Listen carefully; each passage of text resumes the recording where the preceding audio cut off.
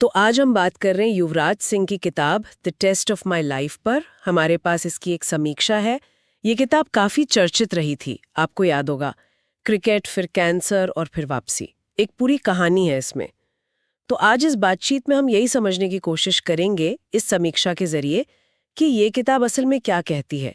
क्या ये सिर्फ क्रिकेट फैंस के लिए है या इसका दायरा और बड़ा है? चलिए देखते हैं समीक्षा क्या कहती है। तो पहली बात जो समीक्षा में उभर कर आती है वो है कहानी का आर्क। मतलब युवराज का क्रिकेट करियर, 2011 वर्ल्ड कप का वो शिखर और फिर एकदम से कैंसर का पता चलना। ये जो उतार चढ़ाव है, समीक्षा कहती है युवराज ने इसे बहुत ईमानदारी से जज्बाती होकर लिखा है। हाँ, और शायद यही बात इसे खास बनाती है।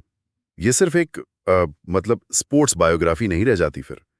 ये असल में हिम्मत, मुश्किलों से जूझने और फिर से उठ खड़े होने की एक कहानी बन जाती है। जिंदगी कितनी अनप्रेडिक्टेबल हो सकती है ना? ये किताब वो दिखाती है। बिल्कुल। मतलब ये उन लोगों के लिए भी है जो शायद जानना चाहें कि मुश्किल हालात से कैसे निपटा जाए। सही बात है। अच्छा, और समीक्षा में भाषा के बारे में कुछ कहा गया है? पढ़ने में कैसी है ये? आसान है या थोड़ी भारी? नहीं, समीक्षा तो कहती है कि भाषा बहुत ही सहज है, बिल्कुल साफ। ऐसा लगता है जैसे युवराज खुद ही बैठकर अपनी कहानी सुना रहे हों। कहीं कहीं वो भावुक हैं, कहीं मजाक भी करते हैं, कहीं गंभीर भी हैं। और जो सह लेखक हैं, शारदा उग्रा और निश्चल एम, उनकी भी तारीफ है कि उन्होंने युवराज की आवाज को बनाए रखा है। ये अच्छी बात है। कई बार क्या होता है कि सेलिब्रिटी बुक्स में वो असली आवाज खो जाती है। हाँ, बिल्कुल। और प्रेरणा वाली बात तो होगी, जाहिर है। कैंसर से लड़ाई, फिर वापसी, ये अपने आप में बहुत बड़ी प्रेरणा है। बिल्कुल वही तो समीक्षा इसी बात को हाईलाइट करती है। युवराज का जो हौसला था, वो पॉजिटिव सोच और खुद पर जो उनका यकीन था, वो सब कहानी से निकल कर आता है। और सिर्फ शारीरिक लड़ाई नहीं, मानसिक स्वास्थ्य का जो पहलू है, कैंसर के दौरान जो मेंटल स्ट्रगल होता है, उस पर भी किताब खुलकर बात करती है, ऐसा समीक्षा बताती है। ये बहुत जरूरी भी आजकल। हाँ, इन विषयों पर खुलकर बात होनी चाहिए। लेकिन क्या समीक्षा में कुछ कमजोरियों का भी जिक्र है या सब तारीफ ही है? नहीं, कुछ चीजें हैं जो बताई गई हैं। जैसे एक तो ये कि जो पाठक बहुत ज्यादा क्रिकेट की बारीकियों में नहीं जाते, उन्हें शायद कुछ तकनीकी हिस्से थोड़े थोड़े भारी लग सकते हैं। अच्छा, क्रिकेट वाला पार्ट थोड़ा हैवी हो सकता है कुछ लोगों के लिए। हाँ, शायद।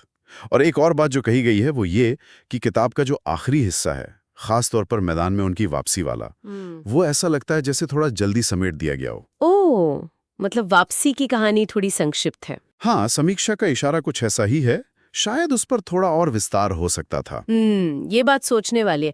अक्सर तो वापसी की कहानियों पर बहुत फोकस होता है। सही कहा।